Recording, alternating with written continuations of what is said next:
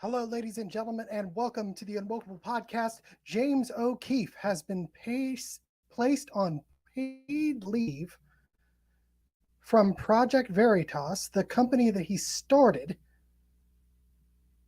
by the board of directors.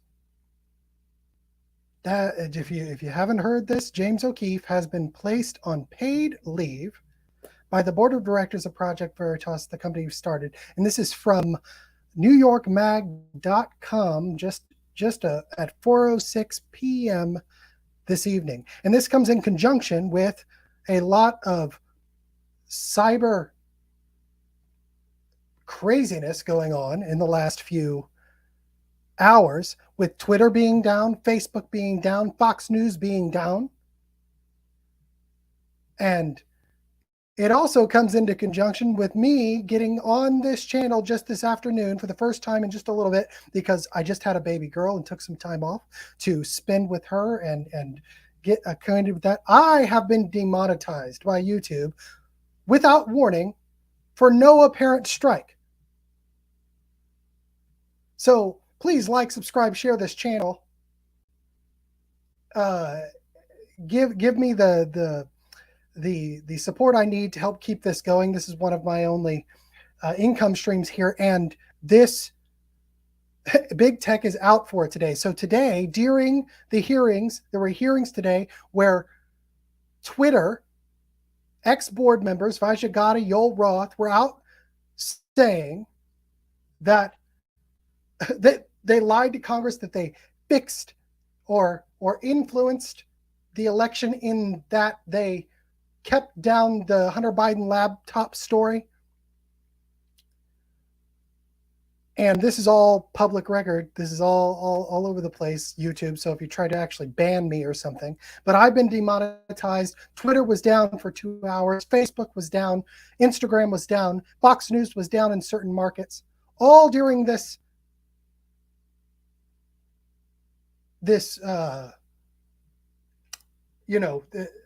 craziness that's been going on today. And then we come back to find that James O'Keefe, the person who just broke story about Pfizer and the nefarious things going on there, his board of directors has placed him on leave. So let's get into the story. Please like, subscribe, and share the channel. James O'Keefe, the founder and chairman of Project Veritas, has taken a paid leave from the conservative nonprofit media organization as its board considers whether to remove him from his leadership position, according to current and former employees of the organization. An internal message to Project Veritas employees by the organization's executive director, Dan Strack, said that O'Keefe would be taking a few weeks of well-deserved PTO. An image of the messages was shared by a source familiar with the organization's internal operations, and its authenticity was confirmed by a current employee.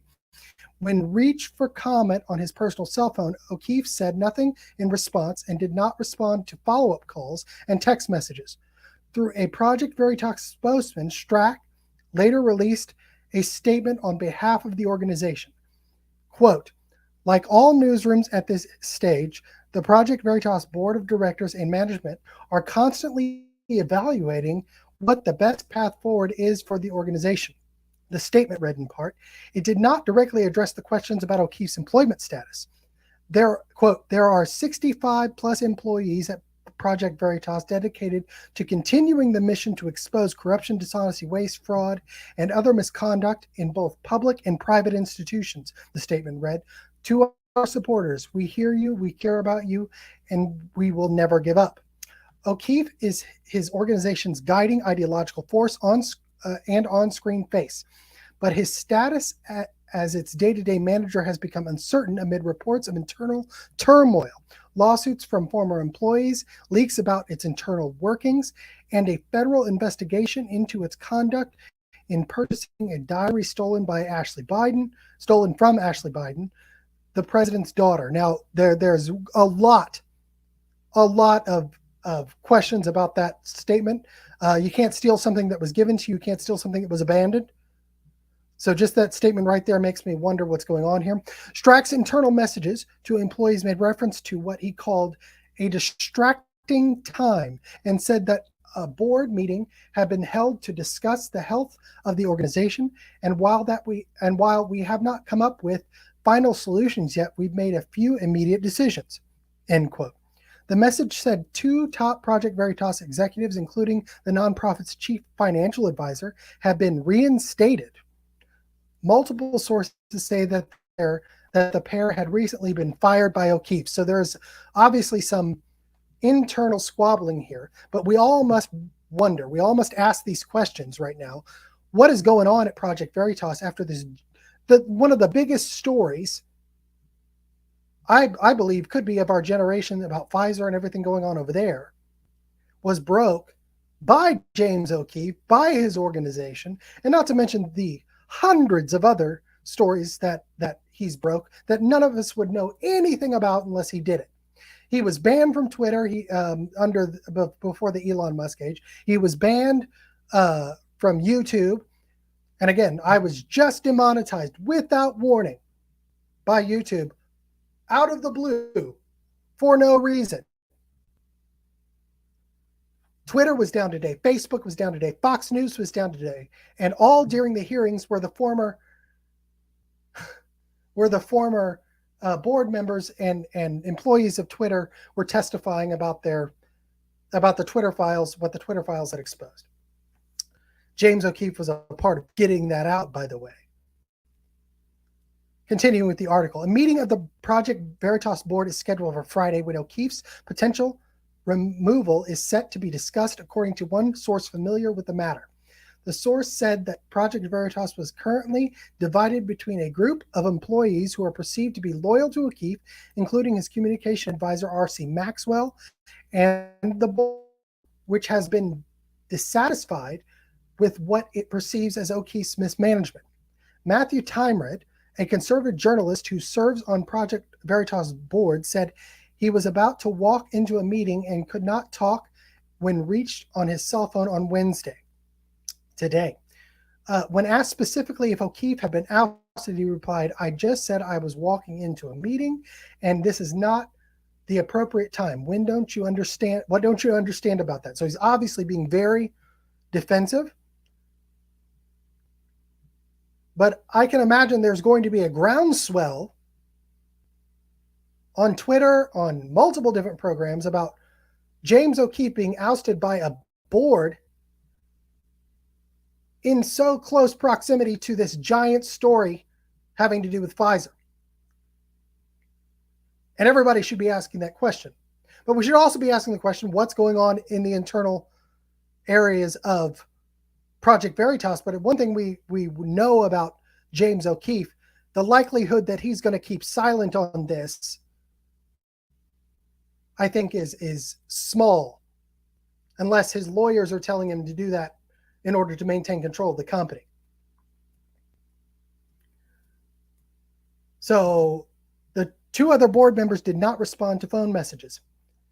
Continue with the story. As rumors of O'Keefe's potential ouster circulated among his friends and enemies on Wednesday, his usually pugnacious Twitter and Instagram accounts were silent.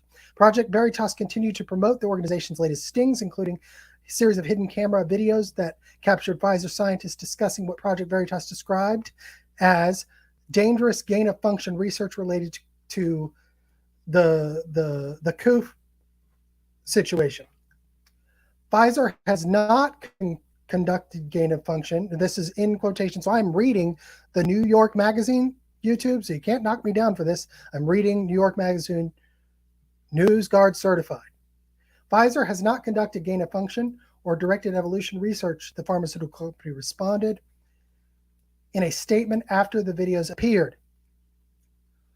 One video in the series culminated in a physical altercation between Keefe and the Pfizer employee. In another video posted in late January, O'Keefe accosted the investigative reporter for the New York Times. Accosted. I don't know what that means, but I don't know. Guys, you can share. If you're watching on Facebook, you can go to YouTube and you can share from there. It's at Unwokable Pod on YouTube, and you can share the stream from there. I'll try to pull it up for you here. Actually, I'll put it in the stream. But we have a lot of questions here, guys, because this should be alarming to everybody. If you're concerned with protecting journalists and operators like James O'Keefe, who've honestly, we'd be in the tall grass without him in many areas. Local, national, all of the above. And he has been a target for major media organizations and is obviously now probably the target of Pfizer, which sponsors all of the other major media organizations. But continuing with the story, one video, I read that part. One video, O'Keefe accosted an investigative reporter for the New York Times, Adam Goldman, whose byline has appeared on multiple stories about the Biden diary case. So they're equating this back to the Biden diary case. But from the best of my knowledge, from what I've seen, the Biden diary case, O'Keefe has proved that they didn't take that, they didn't publish it, and you can't steal something that was abandoned, much like the Hunter Biden laptop. So interesting that it is they're taking this angle on it. An investigative reporter, unlike you're a government stooge, O'Keefe said, and tauntingly calls Goldman a punk and a Fed boy. So what they're highlighting here in the New York magazine, in newyorkmag.com, is that O'Keefe went after the New York Times, right? And it's you can't touch the sacred cow. Moving forward, even as O'Keefe continued his confrontational act, long-standing infighting at the Project Veritas headquarters in Murmanach, can't say that, was coming to a head. Over the dozen years since he founded the nonprofit in a carriage house behind his parents' home in suburban Westwood, New Jersey, the group has grown from a shoestring YouTube prank operation into a large ideologically driven news organization with an annual operating budget of more than $20 million. But former employees describe O'Keefe as an erratic and often angry boss. Okay, so keep in mind, this is coming from the mainstream media. But this is NewsGuard certified, YouTube. Don't further demonetize me for no reason or take my video down. That would be appreciated. According to a letter dated February 6th, which was circulated by Project Veritas staff who were critical of O'Keefe's management, he berated and fired the organization's CFO, Tom O'Hara, and its chief strategy officer, Barry Hinckley. Hinckley later wrote a message to the staff saying that he had stood up to a bully and that he lost his job as a result. The letter included an 11-page list of testimonials from anonymous current employees describing O'Keefe in the words of one as a power-drunk tyrant. Even many of O'Keefe's enemies wondered, however, his organization could survive without him as its leader. Quite frankly, he's the company. Yeah, and I think that might be the point. One former employee said, the story is developing. So again, let's put all this in perspective. Let's put all of this into perspective. Today, Twitter goes down 2 hours. During the time that there is House testimony on the Hill from Yoel Roth and Vijay about Twitter interfering in discourse by knocking down the Hunter Biden laptop story and Yoel Roth censoring people over ideological bounds. Then Facebook goes down. Then Instagram goes down. Then Fox News goes down. All during this period of time. Now, if it was just one of the organizations, I was on a space listening on and they said, Twitter's rolling out a new feature where you can type more into a tweet and, they probably just rolled back. If it was just Twitter, then you might understand why. You might understand, okay, maybe they rolled out something went awry. But to have all of these companies, all of these platforms go down at the same time, conveniently during these hearings, I think is suspect. And then right after that, this afternoon, James O'Keefe, who whose video about the Pfizer situation had 35 million views the last time I saw it. It was taken down by YouTube. This could be a flex by big tech on independent news organizations who are out there trying to tell the truth. And guess what? Even if James is wrong about things, freedom of the press still exists in this country. And you've never seen a news organization, which, like it or not, you can say misinformation, disinformation, you can say tabloid, you can say whatever you want about Project Veritas. But they are a news organization protected by the First Amendment. And they are still in a lawsuit with the New York Times, where they're getting discovery on that. So I think it's kind of interesting if we make that parallel, considering that this article mentioned James O'Keefe's treatment of New York Times reporters.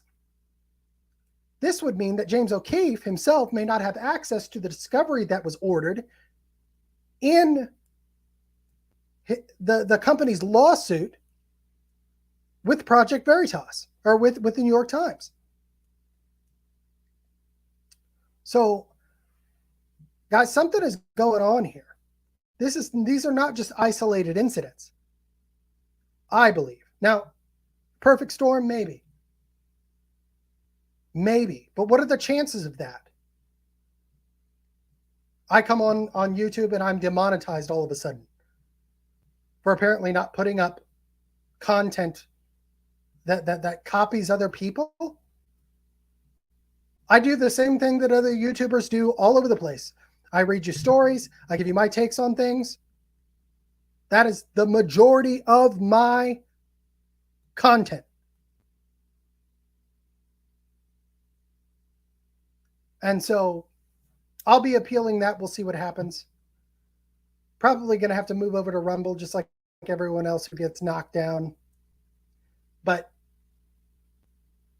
there is a contingent on the left and the right, ladies and gentlemen, who work together with big tech to censor people they do not want telling the truth. And it's usually grassroots people like me, or James Lindsay, or James O'Keefe, many different others who don't follow the establishment line. Jim Maxwell says he has a theory that James O'Keefe, that the board of directors are being blackmailed or bribed. Could be.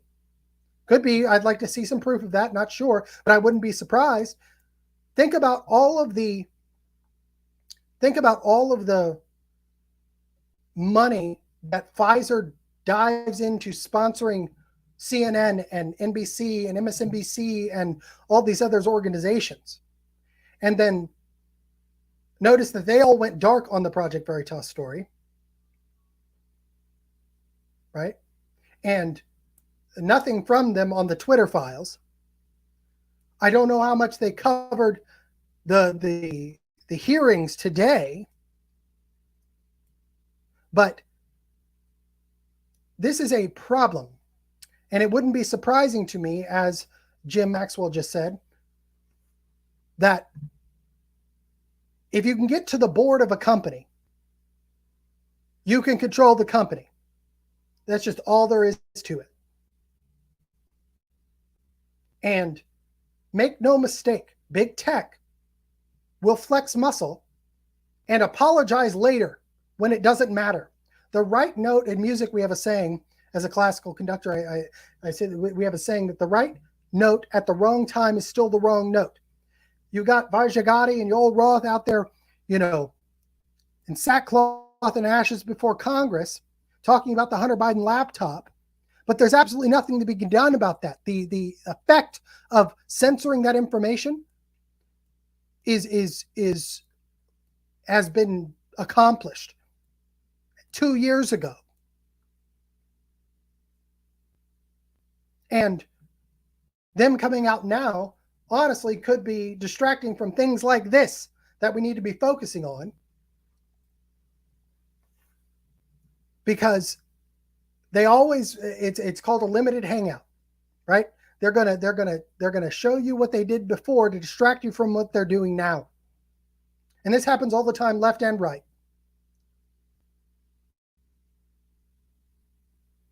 So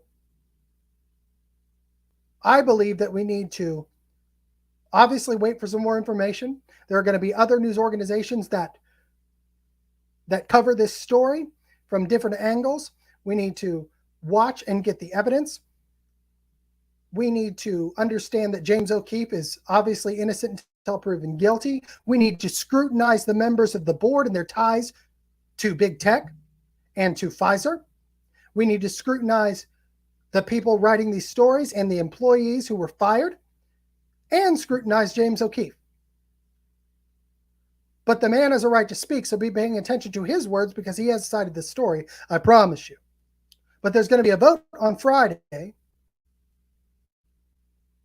that will determine whether or not he is kept on at the company he founded and started.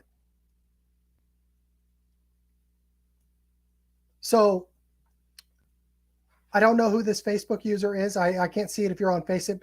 Please come over to YouTube and hit like, subscribe, and share from there. But thank you so much. I'm glad to be back. I'm going to be doing some more things. Again, my daughter was just born, and I just found out I was demonetized from YouTube. You know, one of a stream of income for me. And obviously, big tech does not want you to hear what I might have to say about things, because if you've been following my channel, if you've been watching, I hit both sides of the spectrum. I expose lies on all sides of the spectrum. I am unwokeable, right? I look for woke manipulations on all sides of the spectrum, because I tell you, just like James Lindsay says, just like Michael O'Fallon says, we're dealing with a dialectic here. And Lenin used to say, you know, the best way to control an opposition is to lead it yourself. And so they will try to contain people like me who might question those operating on the right side of the spectrum, which I think in this situation, in James O'Keefe's situation, could be the possibility that we have foxes in the hen house, so to speak. Because James has proven to be someone who's willing to go after all portions of the spectrum, all areas, local, national. He goes in Oklahoma, he goes in New York, he goes everywhere, and doesn't just toe the line to a specific narrative. That kind of person cannot be tolerated in the space by big tech. This is what Steven Crowder was talking about in his concerns with the Daily Wire. And I've seen the Daily Wire come in my own situations and grab a hold of stories so they can control them, so they can throw them out when they want them to go throw out, and literally lie about the story in the moment. Now, I just want to say this. Daily Wire has done awesome things. They're taking on Disney. They're putting a big dent in Disney. They've done amazing things. Matt Walsh with What is a Woman, and all of those things. But make no mistake, they are a business that wants control of the right side of the narrative. They want to be the mainstream media of the right. When they say that they want to build a new economy or a parallel economy. And anybody who bucks their findings, I've had videos taken down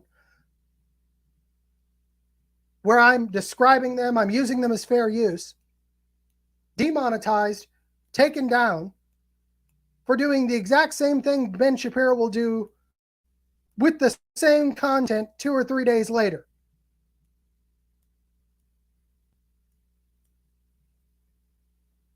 Colette says she wonders if the drug company is paying off the board to do this. Could be. Could be. Corruption is everywhere. And this is what people have to understand. This is what I want people to understand, and what I've been saying, that this is not just a phenomenon on the woke left or the mainstream media. There are two mainstream medias now. And I'll tell you, the right end of the spectrum is often more sane, often more correct, but they are big crony capitalists, which I'm a capitalist. I'm a free market capitalist, but they want to control that market. They want to control the ideas. They don't want people like James or people like me going out and going rogue off of what they want their local and national narratives to be. The people who stick on YouTube and have no problems are the people who redo Daily Wire videos. They are.